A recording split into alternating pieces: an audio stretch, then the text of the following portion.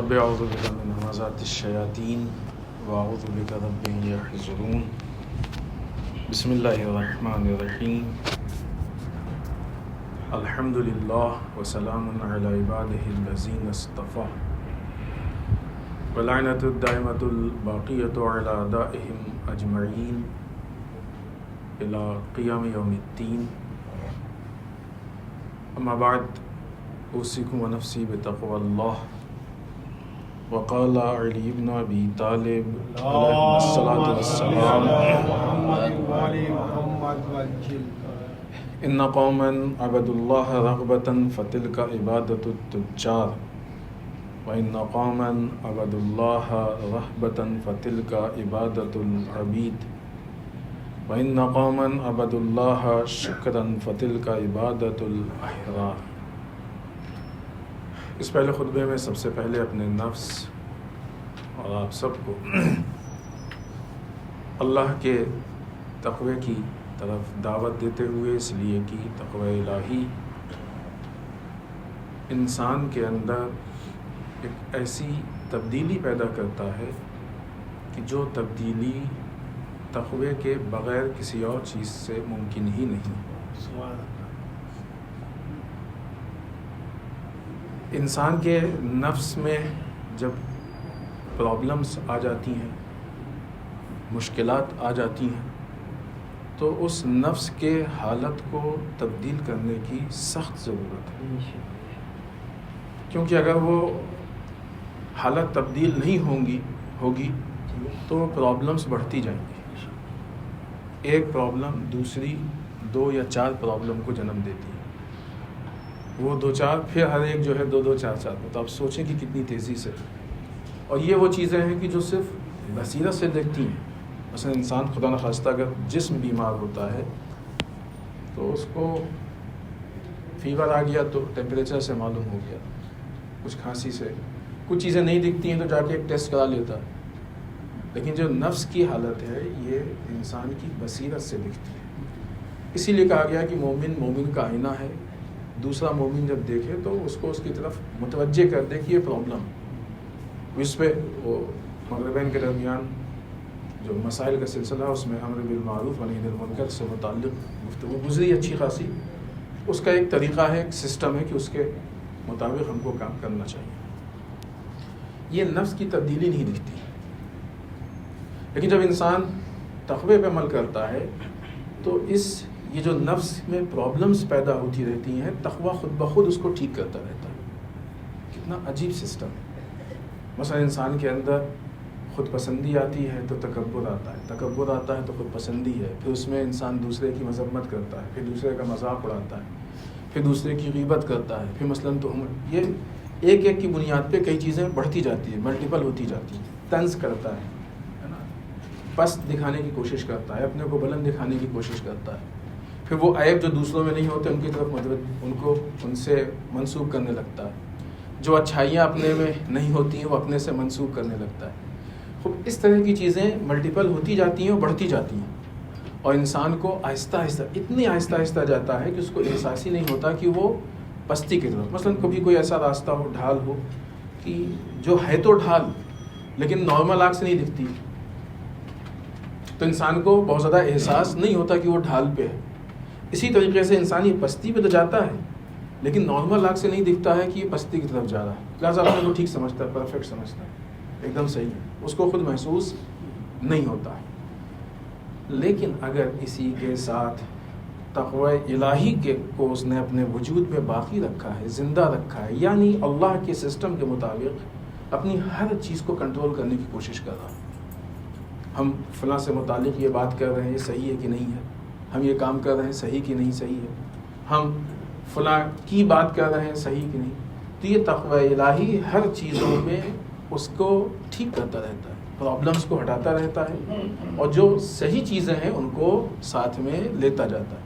لہٰذا اگر تقوی الہی انسان کے اندر ہے تو انسان بہت ساری پرابلم سے محفوظ ہوتا ہے، اگر پیدا ہوگی تو بچ جاتا ہے. جس طریقے سے کوئی بھی مشینری چیز خراب ہو گئی تو انسان جاتا ہے اس کی مرمت کے لیے. پارٹس خراب ہو جاتے ہیں تو اس کو ٹھیک کرنا پڑتا ہے، چینج کرنا پڑتا ہے. اسی طریقے سے جب انسان کے اندر تبدیلی خرابی ہو جاتی ہے تو تقوی الہی اس کی مرمت کرتا ہے، اس کی اصلاح کرتا ہے، اس کو صحیح کرتا ہے۔ لہذا تقوی الہی، اور یہ کام صرف تقوی الہی کر سکتا ہے، تقوی الہی کے علاوہ کوئی دوسرا دنیا کا سسٹم ہے ہی نہیں کہ جو اس کام کو انجام دے سکے، کیونکہ بعض سسٹم ہی ایسے ہیں کہ جو انسان کو گناہوں کی طرف لے جاتے ہیں، انسان کو بربادی کی طرف لے جاتے ہیں، انسان کو گمراہی کی طرف لے جاتے ہیں۔ تو جو گمراہی کی طرف لے جانے والی سسٹم ہے وہ انسان کی اصلاح کیا کریں گے؟ وہ تو انسان کو برباد کر کے چھوڑیں گے۔ لہٰذا صرف تقوی الہی ہے کہ جو اس کام کو انجام دے سکتا ہے۔ آئیے اس کے بعد امیر المومنین مولا متقیان حضرت علی بن ابی طالب علیہ السلام کا یہ جملہ کہ کلمہ انکسار کی، جس میں مولا نے عبادت کرنے والوں کی قسمیں بیان کی ہیں، 3 قسمیں بیان کی ہیں اور مسلسل اس پہ گفتگو چل رہی ہے۔ مولا فرماتے ہیں ان قوما عبدوا اللہ رغبۃ فتلک عبادت التجار۔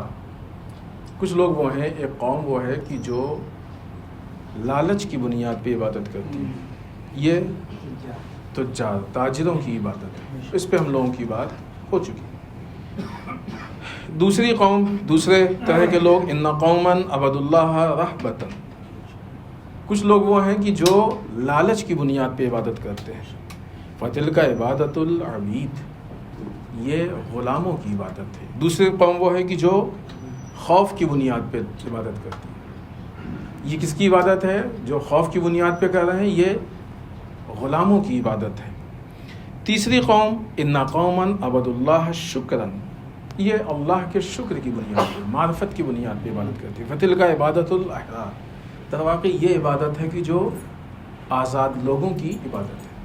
آج ہماری گفتگو اس تیسرے گروہ پہ ہونی ہے۔ 2 گروہ پہ ہم لوگوں نے بات کی، البتہ بہت تفصیلی نہیں کی، مختصر کی، لیکن بہرحال چونکہ دونوں میں بہت سارے وہ موضوعات ہیں کہ جو بہت تفصیلی پائے جاتے ہیں، لیکن یہاں پہ ہم نے بعض چیزوں پہ، یہ تیسرے گروہ پہ بھی ہم مختصر ہی گفتگو کر پائیں گے۔ ظاہر سی بات ہے کہ خطبے میں بہت تفصیلی گفتگو نہیں ہو سکتی ہے، ورنہ در واقع تیسرا گروہ جو ہے اس پہ اور مزید تفصیل انشاءاللہ کبھی توفیق ہوئی تو تفصیلات بیان کی جائے گی۔ خوب، یہ وہ گروہ ہے کہ جن کے معرفت کی سطح، ان کے بصیرت، ان کی فکر، ان کا شعور اتنا بلند ہے کہ وہ اللہ کو پہچانتے ہیں، اور جب اللہ کو پہچانتے ہیں تو ان کے اندر اللہ سے عشق پیدا ہوتا ہے۔ ہم نے اس سے پہلے بارہا یہ بات کہی ہے کہ یہ عشق کا لفظ بدنام کیا گیا ہے، جس چیز میں استعمال ہوتا ہے یہ اس چیز کے لیے ہے نہیں، مس یوز ہے، بہت سارے لفظ بدنام ہوئے ہیں۔ عشق صحیح معنوں میں جو حقیقی عشق ہے وہ عبد و معبود کے بیچ میں، بندے اور اللہ کے بیچ میں۔ اور اللہ سے زیادہ کون ہے کہ جس سے عشق کیا جائے؟ کون اللہ سے بہتر ہے جس سے عشق کیا جائے؟ کس بنیاد پہ انسان عشق کرتا ہے؟ جمال کی بنیاد پہ۔ خوب، اللہ سے زیادہ جمال رکھنے والا کون ہے؟ عطا کی بنیاد پہ، اللہ سے زیادہ عطا کرنے والا کون ہے؟ کمال کی بنیاد پہ، اللہ سے زیادہ کس میں کمال پایا جاتا ہے؟ جس چیز کو بھی آپ عشق کا معیار بنائیے گا، وہ چیز آخری انتہا جہاں تک ہم تصور کر سکتے ہیں اس سے کہیں زیادہ ذات پروردگار میں پائی جاتی ہے، کیونکہ ہمارا تصور محدود ہے، اللہ کی ذات لامحدود ہے، لہذا ہم تصور ہی نہیں کر سکتے کہ اس کے اندر کیا کتنا پایا جاتا ہے۔ لہذا در واقع عشق اللہ سے، اللہ کی معرفت اتنی لیٹ ہو جاتی ہے کہ بعض اوقات بچے جوان ہو جاتے ہیں اور معرفت پروردگار سے گفتگو ہی نہیں ہو پاتی۔ مولا کیا کہہ رہے ہیں؟ دین کی ابتدا، دین کا آغاز کس سے ہے؟ معرفت پروردگار سے۔ یعنی کیا مطلب؟ جب بچہ اللہ کی ذات کو پہچان لے گا تو عبادت میں کوئی مشکل ہی نہیں پیش آئے گی، اور خود ہی سجدہ کرے گا، اس کے اندر رغبت پیدا ہوگی سجدہ کرنے کی۔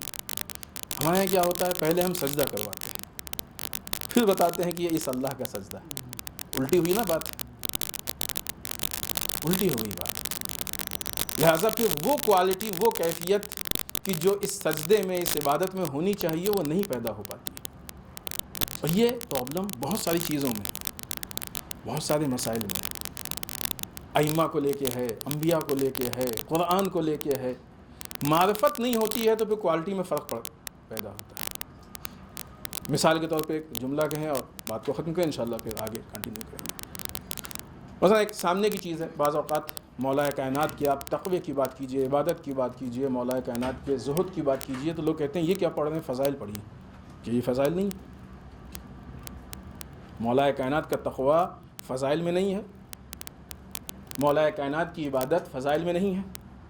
پھر ان کو فضائل سے مراد کیا ہے؟ ان کی خیبر، خندق ہے نا، جو لوگ کہتے ہیں یہی تو چاہتے ہیں نا. وہ پرابلم کیا ہے؟ پرابلم یہ ہے کہ انہوں نے علی سے فضائل کو نہیں پہچانا ہے، فضائل سے علی کو پہچانا ہے.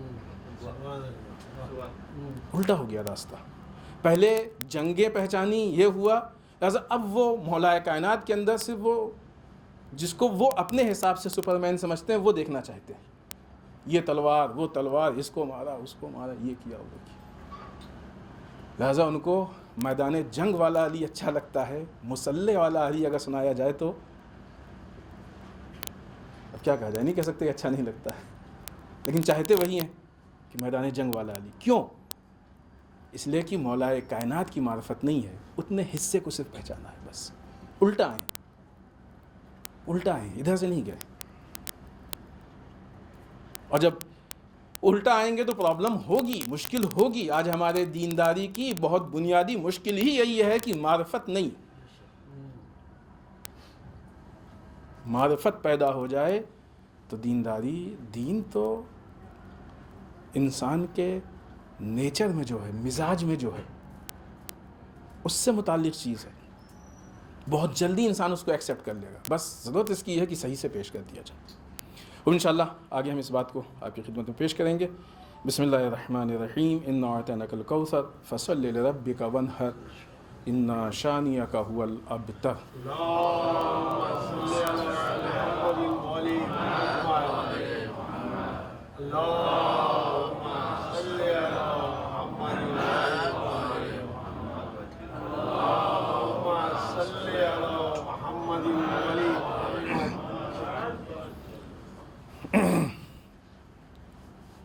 رب اعوذ بک من همزات الشیاطین واعوذ بک رب ان یحضرون. بسم اللہ الرحمن الرحیم. الحمد للہ الذی لا یبلغ مدحتہ القائلون ولا یحصی نعماء العادون ولا یؤدی حقہ المجتہدون. اللہم صل وسلم علی صاحب الدعوة النبویہ.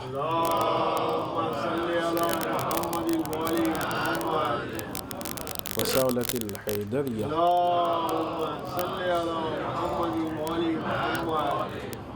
والعصمة الفاطمیہ.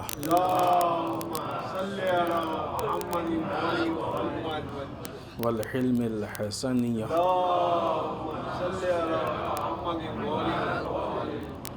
والشجاعة الحسینیہ.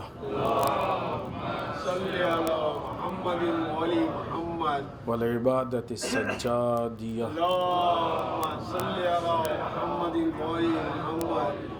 والآثار الباقیہ.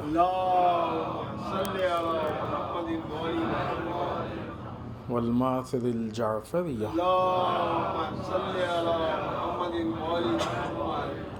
والعلوم الکاظمیہ.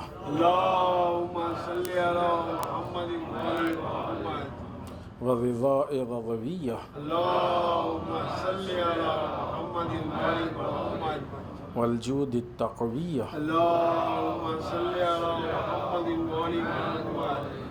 والنقاوة النقویہ. والہیبة العسکریہ. والغیبة الہیہ.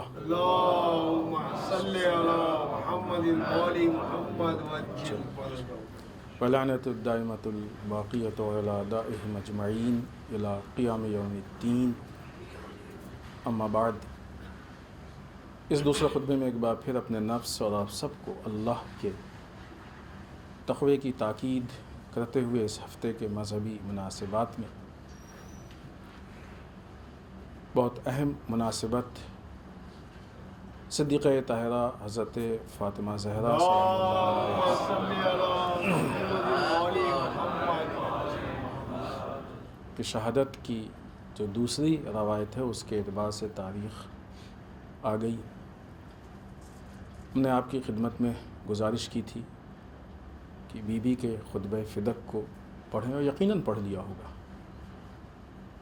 بارہ ہم اس بات کو کہتے ہیں اور پھر یادآوری کرائیں گے کہ یہ ممکن ہی نہیں ہے کہ انسان اس حد تک اہل بیت سے محبت کرے، ان سارے مصائب و آلام کو اتنا سنے، اور مثلا امام سجاد کے خطبے کو اس نے نہیں پڑھا ہو ابھی تک، بی بی کے خطبے کو نہیں پڑھا ہو، جناب زینب سلام اللہ علیہ کے خطبات کو نہیں پڑھا ہو. یہ ممکن نہیں ہے، لیکن پھر پڑھیں، بار بار پڑھیں، کیونکہ اس میں بہت اہم مطالب ہیں.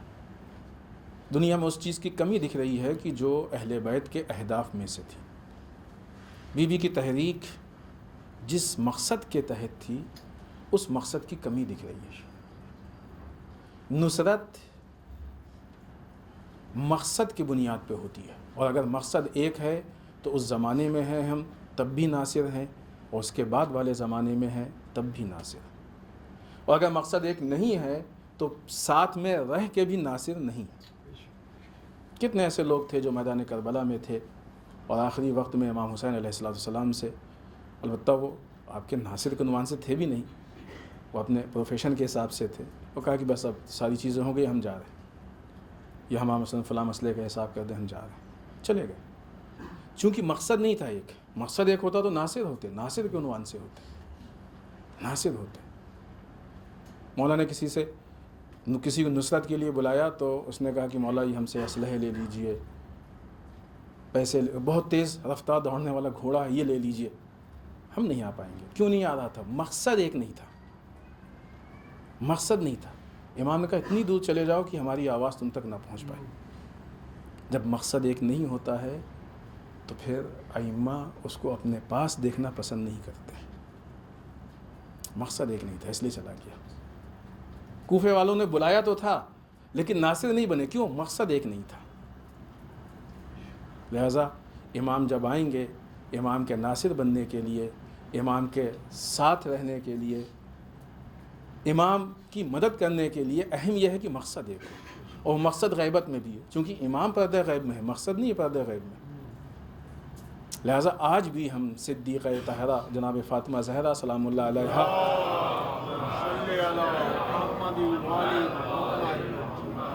کے مقصد میں ان کی ہیلپ کر کے، مدد کر کے ان کے ناصر بن سکتے ہیں. اور بی بی کے لیے مقصد اتنا اہم تھا کہ یہ قربانیاں آپ سنتے ہیں نا، مصائب، اور یقیناً مصائب ہم کو سننا چاہیے، پڑھنا چاہیے، معلوم ہونا چاہیے. اس پہ آنسو بھی یہ نہیں کہیں گے کہ آنا خود بخود آئے گا، وہ تو فطری چیز ہے، محبت کا تقاضا ہے، رونا بھی چاہیے.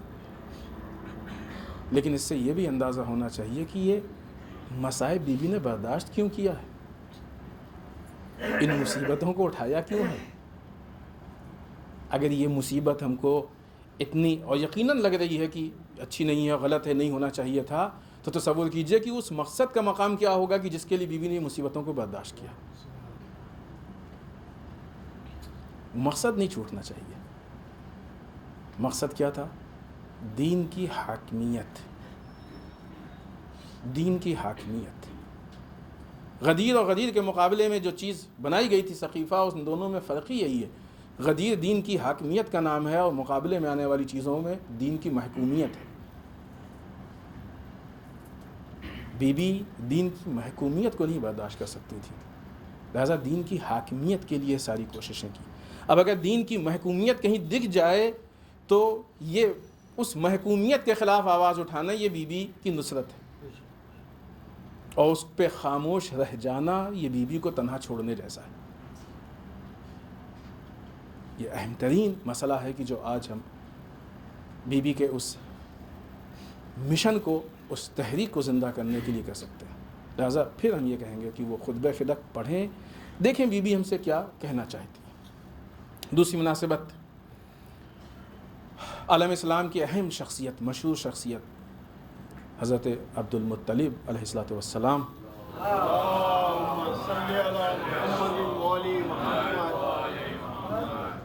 کے وفات کی تاریخ ہے. حضرت عبد المطلب کے لیے علماء کا ماننا ہے کہ ان کا شمار اولیاء میں تھا، عظیم شخصیت تھی۔ اس زمانے جاہلیت میں بھی اسلامی قوانین پہ عمل کرتے تھے، بہت بڑی بات ہے، اسلامی قوانین پہ عمل کرتے تھے۔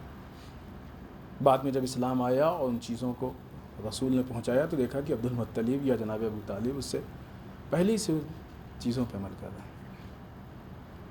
جناب عبد المطلب نے وہ زمینہ ہموار کیا کہ یوں ہی نہیں تھا اتنا آسان کہ رسول ایک بارگی آ کے لوگوں کے سامنے بات کریں، کیونکہ رسول کا اپنی رسالت کا اعلان اس وقت کے جتنے ایکٹیو اور مضبوط مذہب تھے ان سب کو چیلنج تھا۔ آج کے اس زمانے میں آپ سوچئے کہ آپ کس کے مقابلے میں کہہ سکتے ہیں کہ تم غلط ہو؟ رسول نے جب لا الہ الا اللہ محمد رسول اللہ صلی اللہ علیہ وآلہ وسلم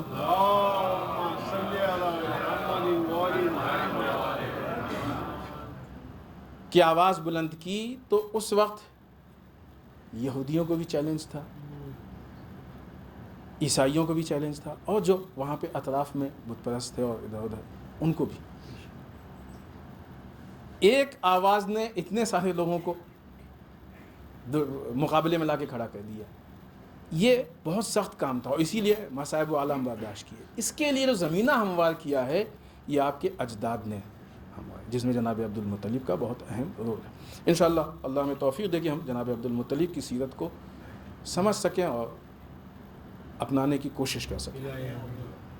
موجودہ حالات میں پارا چنار کے حالات نہایت تشویشناک ہے۔ تعجب کی بات ہے کہ پاکستان کی حکومت، البتہ کیسے اس کو حکومت کہا جائے نہیں سمجھ میں آتا، کیونکہ عام آدمی بھی یہی کہتا ہے کہ کچھ نہیں کر پا رہے ہیں، حکومت بھی یہی اگر بالفرض زبان سے نہ بھی کہے تو یہی ہے کہ کچھ نہیں کر پا رہی ہے۔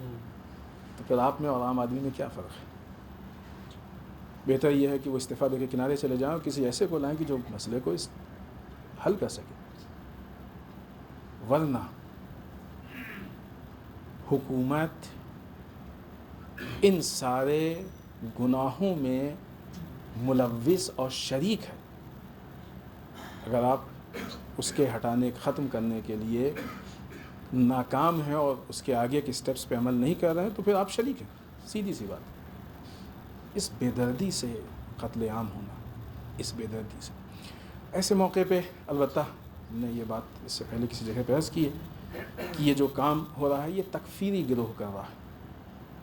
اس کا پس منظر ہے، ایک پس منظر یہ ہے کہ ایسے موقع پہ جب یہ چیز سوشل میڈیا پہ آئے گی اور عام آدمی اگر یہ کہہ دے کہ یہ جھگڑا سنی شیعہ کا ہے تو مسلمانوں کے اتحاد پہ چوٹ پہنچے گی۔ مسئلہ یہ سنی شیعہ کا نہیں ہے، تکفیری گروہ ہے کہ جو وہاں پہ اٹیک کر رہا ہے۔ تکفیری الگ ہے، برادران اہل سنت میں کچھ لوگ وہابی ہیں، وہابیوں میں بھی کچھ لوگ تکفیری ہیں، اس میں بھی الگ الگ اسٹیپ نے کسی موقع پہ تفصیل سے پیش کیا، اس لیے تفصیل میں نہیں جانا، میں یاد ہے کسی موقع پہ تکفیریت کی تفصیل ہم نے پیش کیا آپ کے سامنے۔ یہ کام تکفیریوں کا ہے، خوب تکفیری تو ہیں غلط، تکفیری ہیں غلط، اس میں کوئی شک و شبہ کی گنجائش نہیں، یہ کام تکفیریوں کا ہے۔ چونکہ آج مسلمانوں کے اتحاد نے دنیا میں ایک بہت بڑے انقلاب اور تحریک کو کھڑا کیا ہے، اور دشمنان اسلام، حالانکہ کچھ ہی مسلمان متحد ہوئے ہیں، زیادہ تو نہیں ہوئے، دشمنان اسلام اس کے آگے گھٹنے ٹیک رہے ہیں، بلکہ ٹیک دیا گھٹنا، اب تو گھٹنا ٹیک دیا، شکست مان لی، سجدہ کر لیا جسے کہا جائے۔ تو اب اس چیز کو ختم کرنے کے لیے وہ چاہ رہے ہیں کہ اتحاد ٹوٹے، لہٰذا کہیں نہ کہیں تو ایشو پیدا ہو، لہٰذا یہ الفاظ پہ توجہ دیں۔ اگر سنی شیعہ الفاظ کو استعمال کریں گے تو پھر یہ آگ پھیلے گی، دوسری جگہوں پہ جائے گی، اس سے عالم اسلام کا نقصان ہوگا۔ یہ مسئلہ تکفیریوں کا ہے، وہاں کے تکفیریوں کا ہے، غلط ہو رہا ہے، جن مومنین کو مارا جا رہا ہے، غلط کیا جا رہا ہے، اس جرم کی کوئی انتہا نہیں، کوئی مثال نہیں ہے، اس جرم کی یہ جرم، اس کی سزا ہونی چاہیے، فوراً ختم ہونا چاہیے۔ یہ شدید مصیبتیں ہیں، واقعی کوئی طریقہ ہے کسی کو پانی میں ڈبو کے مار، کسی طریقے چھوٹے چھوٹے بچوں کو مار دیا جائے، شدید ترین مظالم ہے کہ جو ہو رہے ہیں، لیکن یہ کہنا کہ مثلاً اہل سنت کہہ رہے ہیں، یہ تکفیریوں کو بچانے کے جیسا ہو جائے گا۔ جو دشمن ہے، جو مجرم ہے، اس کا نام لینے کی ہمت پیدا کریں، یہ کام تکفیریوں کا ہے، تکفیری اس کام کو کر رہے ہیں. تکفیریوں کی مذمت ہونی چاہیے تاکہ دنیا پہچانے، مسلمان پہچانے کہ تکفیری کون ہے، تکفیریوں کے جرم دوسرے کے اکاؤنٹ میں نہ آئے، اور نان مسلم بھی پہچانے کہ اس طرح کے جرم کرنے والے مسلمان نہیں ہیں، تکفیری گروہ ہے کہ ان کا اسلام کے قوانین سے کوئی تعلق نہیں ہے. جس طریقے سے آئی ایس جب آئی تو اس وقت ہم نے یہ کلیئر کیا، ہم نے سے مطلب ہمارے مذہب نے، ہمارے دین نے کلیئر کیا کہ ان کا اسلام سے کوئی تعلق نہیں، ورنہ اس جنگ کے نتیجے میں مسلمان قتل بھی ہوگا اور مسلمان بدنام بھی ہوگا. لہذا یہ کلیئر کریں کہ یہ کام تکفیریوں کا ہے اور ان کا اسلام سے کوئی تعلق نہیں، صرف اسلام کے نام کا مس یوز کر رہے ہیں. لہذا یہ شعور ہمارے اندر ہونا چاہیے کہ ان حادثات سے دشمن فائدہ نہ اٹھانا پائے، دشمن اس کو مس یوز نہ کرے. خوب، بہت ساری چیزیں ہیں، اس سے زیادہ اس پہ فی الحال بات کرنے کا وقت نہیں ہے، اور بھی 2-3 چیزیں ہیں جو بہت اہم ہیں. جلدی ہم بحرین، ایک عرصہ ہے بحرین کے مسائل کا. اگر آپ لوگوں کو یاد ہو تو ایک مرتبہ یہاں سے مومنین ہم لوگ گئے بھی تھے اور جا کے وہاں پہ احتجاج بھی کیا تھا. پتہ نہیں کیوں بحرین کی حکومت کو اسلام سے اتنی پرابلم ہے، حالانکہ اسلام کے نام پہ حکومت کر رہے ہیں. ہر یعنی وقت تھوڑا گزرتا ہے، کچھ نہ کچھ نیا ایشو آتا رہتا ہے. 4 اکتوبر سے انہوں نے نماز جمعہ پہ پابندی عائد کی. بحرین کی حکومت میں بھی مسلمان اگر نماز جمعہ پابندی عائد کر دے تو عجیب بات ہے نا. جمعہ تو سارے مسلمانوں میں، 4 اکتوبر سے انہوں نے عائد کی. لہذا 300 سے زیادہ ممتاز علماء بحرین میں مسجد امام صادق علیہ السلام میں، جو کہ دراز میں ہے، وہاں پہ اس بین یا جو یہ پابندی ہے اس کی مذمت کے لیے اور مذہبی آزادی کے لیے جمع ہوئے ہیں. انہوں نے احتجاج کیا ہے. نماز جمعہ پابندی، اسلامی حقوق یا جو ایک اسلام کو لے کے مسلمان کو فریڈم ہونا چاہیے، اس کے خلاف ہے، عقائد کے خلاف ہے. لہٰذا ہم سب کی ذمہ داری ہے کہ ہم وہاں تو نہیں پہنچ سکتے، لیکن سوشل میڈیا کے ذریعے سے اس حکومت کے اس فیصلے کی مذمت کریں، ان سے کہیں کہ یاد دلائیں ان کو کہ بھائی تم مسلمان ہو کہ نہیں ہوئی تو نہیں معلوم، لیکن یہ تو معلوم ہے کہ تم اسلام کا نام استعمال کر رہے ہو، تو حد اقل اتنی چیزوں کی رعایت تو کرنی پڑے گی. اگلی چیز، ابھی رہبر معظم نے منڈے کو 25 نومبر کو ایک اسپیچ دی ہے کہ جس میں والنٹیئرس کو بلایا ہے، اور ان کے سامنے بہت ہی خوبصورت اسپیچ دی ہے. وقت نہیں ہے، ورنہ ہم کچھ چیزیں جو رہبر نے ذکر کی ہیں ان کو پیش کرتے، جو کہ ہم لکھ کے بھی لائے تھے، لیکن وقت نہیں ہے. ہمارے یہاں الحمدللہ ایک فضا ہے، ہمارے جوان اس میدان میں آگے بڑھتے ہیں اور کام کر رہے ہیں، کوشش کرتے ہیں. یوں تو سبھی کے لیے ضروری ہے کہ اس اسپیچ کو سنیں، لیکن وہ لوگ کی جو والنٹیئر بن کے آگے بڑھ رہے ہیں حتماً اس کو سنیں، حتماً سنیں اس کو، یا دیکھیں، پڑھیں، جو بھی کریں، لیکن یہ معلوم ہونا چاہیے کہ رہبر معظم ہم سے کیا کہہ رہے ہیں.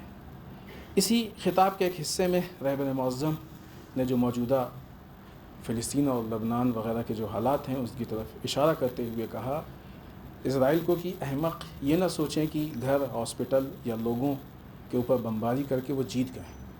دنیا میں کوئی بھی اس کو جیت نہیں مانتا ہے، یہ تو مظالم ہے. انہوں نے کہا ہے کہ غزہ اور لبنان میں سارے ہر طرح کے جنگی جرائم انجام دیا ہے، اور انجام دینے کے بعد اب اس کو کون کہے گا کہ یہ جیت گیا ہے؟ یہ جیت نہیں ہے. اور ایک بڑی خوبصورت بات کہی ہے رہبر معظم نے کہ نیتنیاہو کی گرفتاری کا جو حکم جاری ہوا وہ کافی نہیں. اول تو گرفتاری ہوئی نہیں ہے ابھی، بہرحال یہ ایک مسئلہ ہے، اور اس کو لے کے بھی بہت سارے مسائل ہیں. بات نہیں ہے کہ اس نیوز میں ہم آپ کے سامنے پیش کریں کہ جو ملک ہیں اس میں، بہرحال یہ کافی نہیں ہے. رہبر کہتے ہیں کہ زیونزم کی حکومت کے جو مجرم سرغنہ ہیں، نہیں کہ صرف نیتنیاہو، جو بھی سرغنہ ہے، سب مجرم ہیں نا، سب جرم میں شریک ہیں. ان سب کے لیے سزائے موت کا حکم جاری ہونا چاہیے. اور اگر صحیح معنوں میں ایک جملے میں ہم تبصرہ کریں تو ان کی مثال پاگل کتے سے بدتر ہے. پاگل کتے کو تو پھر بھی آپ کنٹرول کر سکتے ہیں کیونکہ اس کے پاس اسلحے کے نام پہ صرف دانت ہوتے ہیں. ان کے پاس تو نہ نہیں کیا کیا ہے. وہ ایک ٹائم میں ایک ہی آدمی کو کاٹتا ہے. یہ تو پورے شہر کو ایک ٹائم میں برباد کر رہے ہیں. پاگل کتے سے بدتر ہو گئے ہیں. لہٰذا جب تک یہ زندہ رہیں گے یہ انسانیت کے لیے نقصان دہ رہیں گے. بڑی خوبصورت بات ہے بہرحال رہبر معظم نے. اسی کے ساتھ جو موجودہ جنگ بندی کے لیے آپ سب نے دیکھا ہوگا، لہٰذا اس کو مزید تفصیل سے بیان کرنے کی ضرورت نہیں ہے. اسرائیل نے آفر کیا اور قبول کر لیا اس کو. صحیح اعتبار سے دیکھا جائے تو یہ اسرائیل کی لاچاری کا نتیجہ ہے. اس سے پہلے بھی تو جنگ بندی کی باتیں ہوئی تھی، حماس کے مقابلے میں ہوئی تھی. یو ایس نے ویٹو کیا تھا. یہ باتیں آپ کی نگاہ کے سامنے کہ نہیں؟ اور جب جنگ بندی کی بات ایک دم فضا فراہم ہو گئی تھی اور امریکہ نے ویٹو کیا تھا تو اب اس کے بعد کے جتنے قتل ہیں ان سب میں برابر سے یو ایس شریک ہے. اس ویٹو کی بنیاد پہ، نہ یہ کہ جو اسلحے دے رہا اور مدد دے رہا وہ اپنی جگہ ہوتے ہیں، اس ویٹو کی بنیاد پہ. ایسے حالات میں آج اگر یہ غاصب حکومت آ کے جنگ بندی کی بات کرتی ہے تو کیوں ایسا ہے؟ کل تو آپ تیار نہیں تھے، آج کیوں تیار ہیں؟ اس کا مطلب کہ آپ کو معلوم ہے کہ اب ہم ہار چکے ہیں. یہ جنگ بندی اسرائیل کی شکست کا اعلان ہے. اسرائیل کو سپر پاور میڈیا نے بنایا تھا نہیں سپر پاور. حقیقت کھل کے سامنے آ گئی. اور دوسری طرف یہ جنگ بندی حزب اللہ کے جنگی اور سیاسی میدان میں کامیابی کی دلیل ہے. دنیا گواہ، یہ ہماری اور آپ کی بات نہیں ہے، دنیا کے نان مسلم حتیٰ اینالائز کرنے والے ان کا یہ ماننا ہے کہ ابھی تو حزب اللہ نے اپنی پوری طاقت کا مظاہرہ ہی نہیں کیا. اب سمجھ میں آیا کہ حزب اللہ کی طاقت اور اسرائیل کی طاقت میں کتنا بڑا فرق ہے، کتنا بڑا فرق ہے. تو بہرحال یہ ایک عجیب مسئلہ ہے، لیکن اس کے ساتھ ایک عجیب بات یہ بھی سامنے آ رہی ہے کہ ایک طرف سے یہاں پہ جنگ بندی کی بات ہو رہی ہے اور دوسری طرف سے پھر وہ سیریا کے ساتھ جو حالات خراب ہوئے. کتنی عجیب بات ہے. اور یہ اسی بات کو مزید ثابت کرتی ہے کہ جنگ بندی اس بنیاد پہ نہیں ہے کہ اسرائیل جنگ کے خلاف ہے، ایسا کچھ نہیں. صرف اس بنیاد پہ ہے کہ کمزور پڑ گیا ہے. اور یہ کمزوری یہ ثابت کر رہی ہے کہ وہ خود ساختہ سپر پاور تھا، واقعی سپر پاور نہیں تھا. خوب ایک جملے میں ایک بات کہہ کے، اور چونکہ اہم ہے، ہمارے ملک اتر پردیش سنبھل میں جو حادثہ ہوا اور جو بہانہ بنا کے مسجد کی بے حرمتی کے لیے ہجوم ہوا، یہ واقعی مذمت کرنے کے لائق ہے. بدترین کام ہے. یہ کون سا طریقہ ہوتا ہے؟ کوئی ثبوت نہیں، کوئی پروف نہیں، اس کے نیچے یہ لگ رہا، اس کے نیچے وہ لگ رہا. یہ بھی نہیں کہہ سکتے یہاں پہ کہ حکومت کو چاہیے کس پہ، کیونکہ وہاں پہ جو حکومت ہے ان کی لینگویج آتنکوادیوں کی لینگویج ہے. کس طریقے سے وہ باتیں کرتے ہیں، فیصلہ ہو جائے، یہ ہو جائے، وہ ہو جائے. ان کے اقدامات، حتیٰ سپریم کورٹ نے کتنی مرتبہ مذمت کی ہے اس بلڈوزر کے اقدامات، بہت ساری چیزوں پہ. عزیزان محترم، حکومت قانون کی ہوتی ہے، فرد کی نہیں ہوتی ہے. فرد اگر قانون کے مطابق ہے تو وہ حاکم ہوگا، اگر قانون کے مطابق نہیں ہے تو وہ باغی شمار کیا جائے گا. اور بدترین ہے، ایک عام آدمی قانون کا مس یوز کرتا ہے تو وہ صرف اتنا جرم کرتا ہے کہ قانون توڑ رہا ہے. اگر کوئی عہدے دار مس یوز کر رہا ہے قانون کا تو قانون کے مس یوز کے ساتھ ساتھ عہدے کا بھی مس یوز کر رہا ہے، ڈبل مجرم ہوتا ہے. لہذا یہ بدترین اقدامات ہیں جس کی مذمت ہونی چاہیے. اور اس طریقے سے ہمارا ملک کمزور ہوگا. جب ملک کے اندر، لوگوں کے اندر کشیدگی پیدا ہوگی، ملک کمزور ہوگا. یہ لوگ مت سوچیں کہ یہ کسی خاص فرقے اور مسلمانوں کے خلاف، در واقع یہ ہندوستان کے خلاف اقدام ہے. یہ ملک کو کمزور کر رہے ہیں جس سے ملک کا فیوچر خطرے میں پڑے گا. اور پھر ہم کہتے ہیں کہ آپ کا کام ہے ایجوکیشن. آپ کا کام ہے سڑکیں بنوانا، آپ کا کام ہے ہاسپٹل، آپ کا کام ہے لوگوں کی جو زندگی گزارنے کی کامن ضروریات ہوتی ہیں ان کو پورا کرنا۔ دیکھیں آپ کیا حالات ہیں، سڑکوں پہ گڈھے ہیں، ٹرانسپورٹ کے وسائل میں پرابلم ہے، اتنی ساری پرابلمس ہیں، وہ سب چھوڑ کے آپ کو وہ چیز جو دکھ رہی ہے اس کے لیے کوئی قدم نہیں اٹھ رہا ہے، جو چیز نہیں دکھ رہی ہے اس کو جا کے ڈھونڈ رہے ہیں آپ۔